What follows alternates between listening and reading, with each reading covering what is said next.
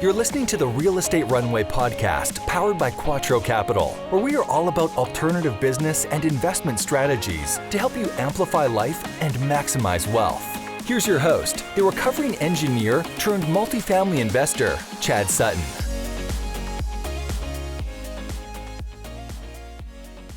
All right, Real Estate Runway family. In this episode, we're going to meet with Mr. Lee Fjord. He's an acquaintance that I met at a real estate conference in Knoxville, Tennessee, not very long ago, but he's a fantastic individual. He's one of those very rare birds where you find an investor who is also a commercial broker.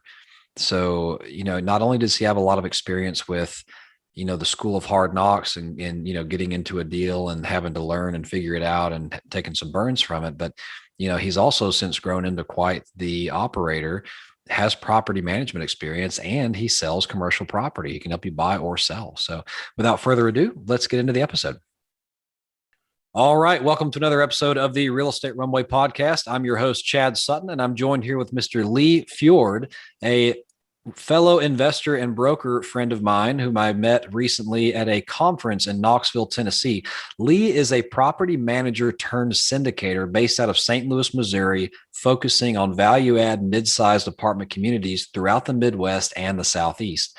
He actually started with a duplex in 2017 and has since built a portfolio of 125 doors, including a 76-unit syndication, which was acquired in October of 2020. Man, that says something, doing deals in the pandemic, bro.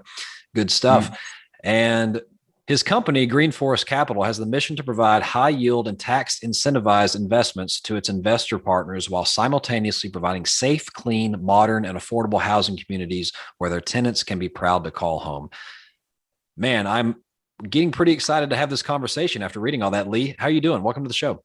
Hey, Chad, thank you for having me on. I can't wait to, share some value with your awesome audience. Awesome. Maybe one of them. Exactly, man. Love to have you. So Lee, just give the audience a little background. I mean, we kind of talked through it in your bio, but how did you get from here to there? How'd you get into brokerage? What made Lee today? I started as a property manager, learned, my lessons off of running a group of single family homes, property management up to 220 doors, and got inspired by my clients. So I decided to start investing, moved to St. Louis to be closer to family, and bought a duplex and made all the wrong moves and made a lot of mistakes with it. Scars and stripes, brother. Scars and stripes. Blood, sweat, and tears. Scars. I have plenty of them just from that first duplex, and learned a lot of what not to do, and decided that I would, scale up and go bigger on my investment journey. And I made the same choice when it came to my brokerage business. I went from managing single family houses to being a commercial leasing agent to then transitioning into commercial brokerage. I took the stepping stone pathway towards brokerage, and now I'm a broker with Marcus & Millichap, brokering deals in 50 states. Wow. That's pretty fantastic. Marcus & Millichap is, for those of you who don't know, is probably one of the largest research firms, if not the largest brokerage firm in the country. They have probably the biggest span. I love that. And look, man, you're right. You're going to get educated whether you decide to do it, via the scars and stripes method, right? Which, just go buy something and figure it out, or you go get some education somewhere else. But it's very important to get that education and either start small and figure it out yourself so you don't make $1 million mistakes, or if you're going to start big, get some education and make sure you make the right moves from the beginning, right? Oh, yeah, I did both. I also went and got a coach and joined a couple of amazing networking groups that have really helped me, educate myself and realize what mistakes I did make and how to avoid them. Which is where I met you. So case in point, it leads to good relationships sometimes. Well, good deal. So I think what we'd love to get into today is really the concept of the law of the first deal and the power of partnerships. So I, for one, and I'm sure you have felt this as well, realize that the first deal is the hardest one to get done. So I think specifically today, we have private equity investors as part of our audience. We also have aspiring young syndicators and those who are, deal makers in their own right.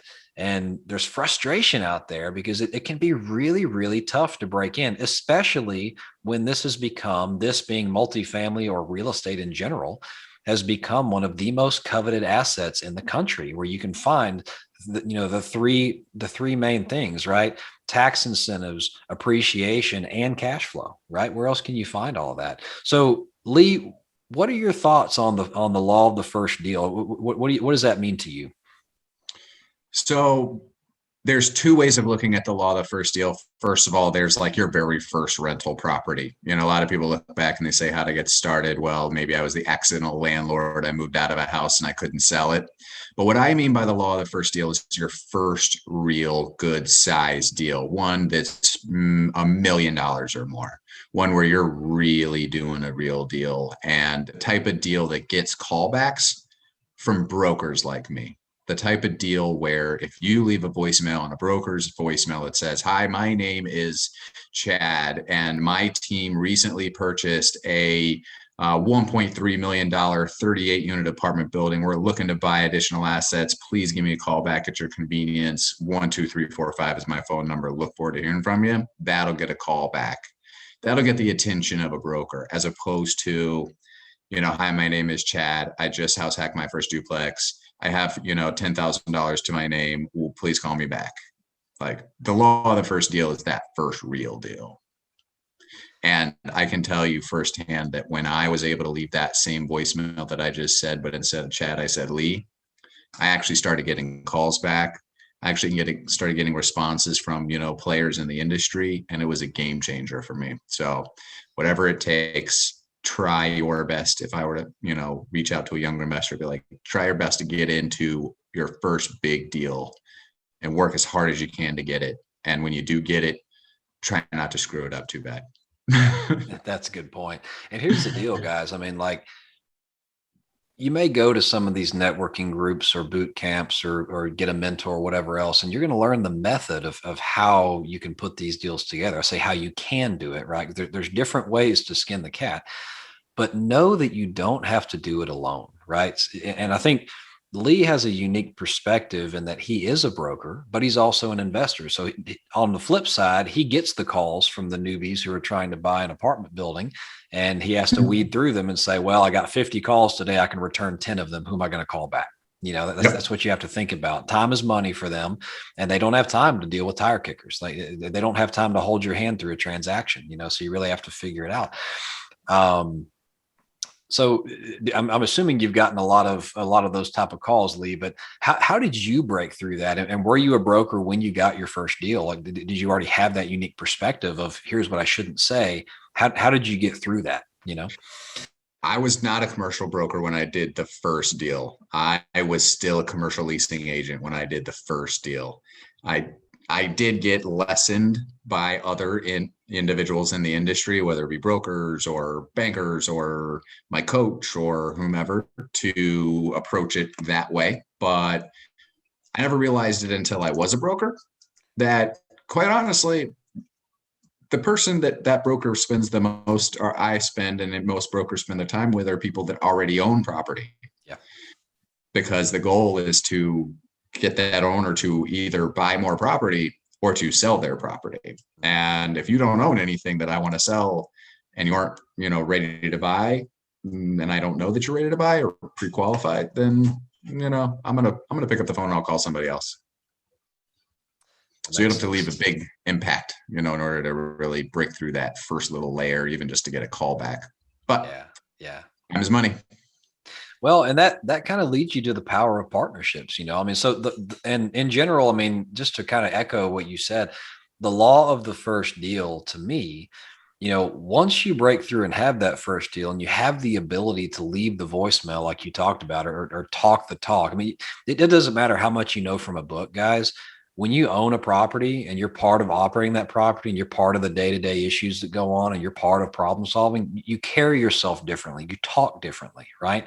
So no one said your first deal has got to be a $28 million, 250 unit asset, right? And it probably won't be unless you get lucky, but, the power of partnerships really comes in here, because this is where, my friends, you can link arms with someone like us or someone else, who has done this before. Like, think of it this way. You watch one, you do one, right? Get in on one. Don't be the lead sponsor on your first deal. Be a co-sponsor. Bring value to that guy. Maybe you have some private equity you can bring to the table because maybe you're investing yourself, or maybe whatever. Maybe you are like Lee and you're an property manager and you have that value to bring to the table, right?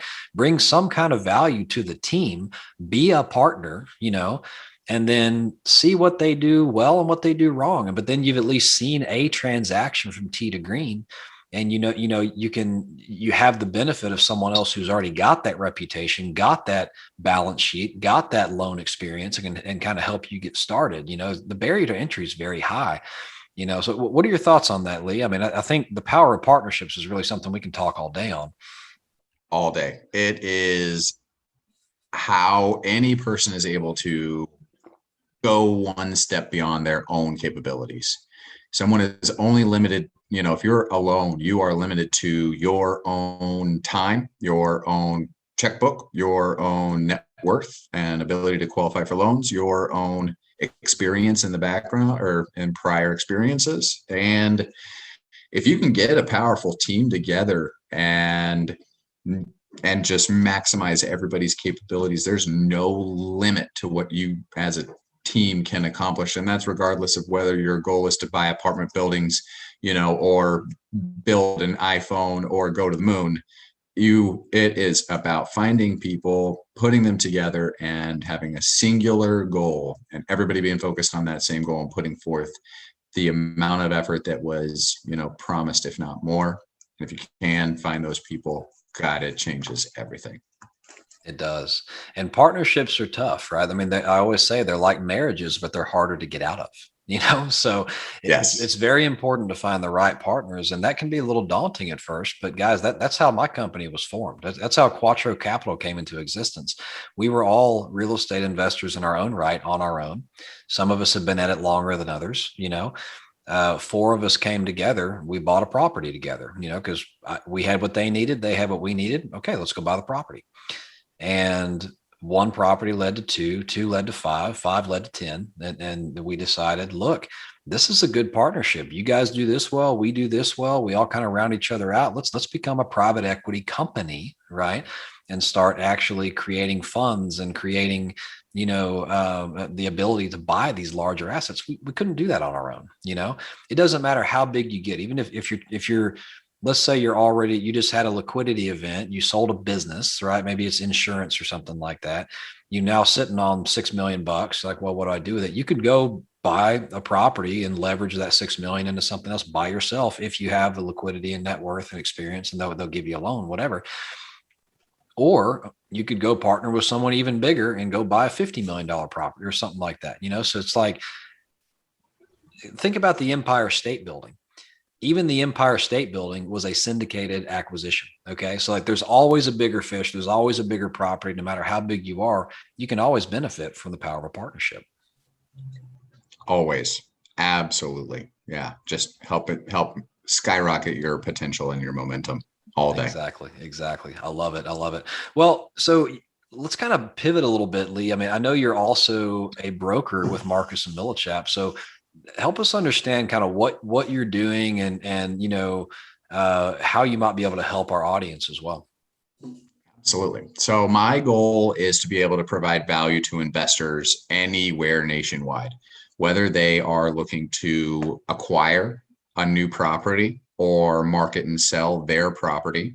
I am a broker who approaches it from a value add standpoint. I add value to their team, whether it is scouting and finding deals for them to acquire, or allowing them to have a better understanding of what the market value is of their property. So if an owner comes to me and says, hey, I bought this 100 unit back in 2017, we have invested, XYZ number of dollars into it. This is the current, underwriting of the property, P&L, rent roll, T12, all the above. Then we take that and we evaluate other comparable sales, of course, market study, and determine what the market value is of that property. We also assist with financing and refinancing of properties as well. And we also give consultative advice to owners as far as when the best time is to sell, how to structure their debt properly in order to be prepared for that sale, help them avoid some pitfalls. Like prepayment penalties are frustrating at very least. That's a good way to put it. Yes. When you're not, especially if you're not expecting it, Oh yeah. Yeah. Or you get an offer that you can't refuse until you realize, you have to. Right. So talking about the power of partnerships, it seems like, being with Marcus and Millichap, you have a lot of resources at your disposal. So how are you able to, support all 50 states and markets you don't know? I mean, do you have teams in place that can help buyers and sellers with that? Yep. We have teams in place in every major market across the country. We have brokerage licenses in every state, and we can sell property for you. My approach to that would be, if I'm not a local expert, I would find a local expert and we would all partner with that local expert, where myself as a broker would, who knows the buyer very well, I would imagine at this point, or the owner very well at this point, I would connect with a local expert and we would all as a team come up with a plan, an action plan for the property together. So that's where my role comes in for someone in California or New York or somewhere along those lines. But, of course, my local region is the area around about 300 miles surrounding St. Louis. That includes markets like, Kansas City. That includes, areas in Northwest Arkansas. I can go to Indiana, Ohio. I grew up in Cincinnati. I can help people transact, pretty much in the surrounding 7 states. Lived in Florida for 15 years. I know Florida like the back of my hand. I grew up in South Carolina, so I know the Carolinas very well. Quite honestly, my first property that I bought, my 38 unit, was through a Marcus and Millichap broker that took a chance on me and my partner, who was an ex-NFL football player. We had 18 doors under our ownership, or it might have been 9 or something. I don't even remember. But he took a chance on us, and he repped us as the buyer and got us that deal. If it weren't for him, we wouldn't have gotten our first deal. And he was a broker in California, and he helped me buy a deal in St. Louis, Missouri. So I open up, the opportunity for anyone to reach out to me, and I'd love to be able to do the same for them. So to help them either find and acquire their first deal or their 10th deal or their 20th deal. I don't have to be in your backyard to help you acquire a deal. I just need to know who you are and what you're capable of buying.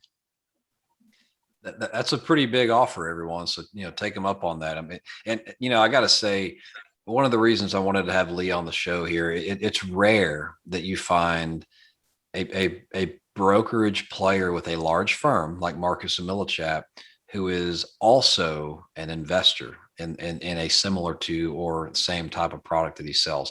Some people view that as like, well, I'm competing with you. You're going to keep all the deals for yourself. No, I mean, that he'll buy some deals for himself and he'll sell the others. He moves a lot more property than he can buy, I promise you, or he wouldn't be a broker if that's the case, Oh, of course. But, yeah. So, but that's the point, is having someone with that investor mindset who understands what you're looking for, what you're trying to do, the pain points you have, but also understands his world, is an incredibly valuable asset. So I challenge you all to take him up on that. And Lee, how might the audience get in touch with you? I'll put out. It hasn't burned me yet, so you can call me on my cell phone. It's 850-797-1307. You can find me on Facebook or Instagram, Lee Fjord, FJORD. There aren't very many of us, so you'll find me. And, I have a website, greenforestcapital.com. You can find me on the Marcus and Millichap website. Just search my name in the, agents page, and you'll find me right away with my office phone number and email there. So, yeah, reach out anytime. You'd be surprised how few people actually do, and I'd love to help someone Not only acquire their first deal, but their 10th deal. I know what I'm doing. And believe me, I know the aches and the pains of owning a property as well. And I'd love to help you avoid making some mistakes if possible. Some brokers don't care whether you buy a bad deal. I do. Yeah. I want to do your second deal too. There you go. There you go. Repeat buyers and sellers. That's what he's looking for. So that is fantastic. Well, everyone, if you're driving, don't be rushing to write all that down. This stuff will be in the show notes. You can scroll down the episode and write all that down. All right. So we're going to move on back to the last couple of questions for you, Lee. Tell me real quick, what is your superpower as it relates to this business? I am very, very relating to most people, where they come from or, and who they are. I relate well and I create connections with people easily. And that is regardless of it is a tenant who lives in one of our apartments. And I am the tip of the spear of my, group of investors who buy a few properties. And I also relate extremely well to the man who owns his own private plane. So I can easily have a conversation with both parties, look them both in the eye with love and respect and understanding, and create rapport with them. That's my superpower, is being able to create rapport with anyone in general. That is a superpower. I love that. And it's very important in this business. So we talked about all the reasons that you're awesome, Lee, but I like to hear some dirt as well. Tell the audience what your biggest mistake was to date and what did you learn from it? My biggest mistake in real estate was buying a deal that I'd never seen before with cash, sight unseen, walking into it and deciding I was going to do all of the work by myself with my own money, all my own cash, fund every single bit of it, utilities, construction, purchase, insurance, everything with cash out of my checking account. Do not do that. Partner with someone, use leverage, utilize the tools that are the best part of real estate investing. I did that on my first deal. I actually did okay on it because I bought it right and I bought it in the right location and I over improved it and I refied all my money back out of it, but it took me a year and I don't recommend it. So my biggest mistake is it took me a full year to full circle turn around a duplex with cash. And I'm lucky that I survived that one and moved on to the next one and the next one and the next one, because I almost gave up a couple times. That is quite the lesson. And to your point, I mean, how long should it have taken you if you had leveraged the right help? Oh, I've turned over, since I bought the property in October, so that means it's 7 months, we've turned over 12 apartments and remodeled a large portion of the exterior of the condition of the property. So, I mean, I've done 12 versus 2 in 7 months. It's crazy. That's the difference in the employee mindset and the entrepreneurial mindset. Like when you truly get in that entrepreneurial mindset, you realize, oh my gosh, I can accomplish so much more by leveraging the time and talents of others than I ever could on my own. Because the best you can ever do is work in series. This gets done, then this gets done, then this gets done. And if there's 50 things to get done, you got to get 49 things done before the 50th, so whereas if you have 4 or 5 people, that splits it down. So you can accomplish more with less. 100%. I love it. Well, at Quattro Capital, Lee, philanthropy is one of our 4 pillars. We always like to give our guests an opportunity to, pitch a philanthropy or a good cause that you're involved with. What would you say if I offered you that? So we support One Tree Planted at Green Forest Capital. So One Tree Planted is an organization that is focused on the reforestation of our national parks.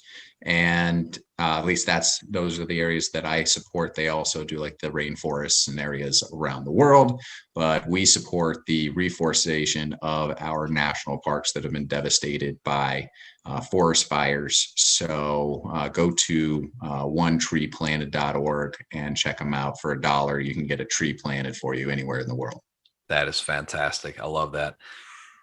All right. Well, Real Estate Runway family, this has been an action-packed episode with Mr. Fjord. I challenge you to reach out to him. I really think if you're looking to get into this business, buy or sell property, I think he can help you out. just for the sheer fact that he's an investor like we are as well at heart, so take that opportunity. And with that, we will close this episode. Over and out. We hope this episode was insightful and brought value to your day. If so, please be awesome and leave us a 5-star review. Find out how Team Quattro can help you at thequattroway.com. Until next time, this is the Real Estate Runway Podcast.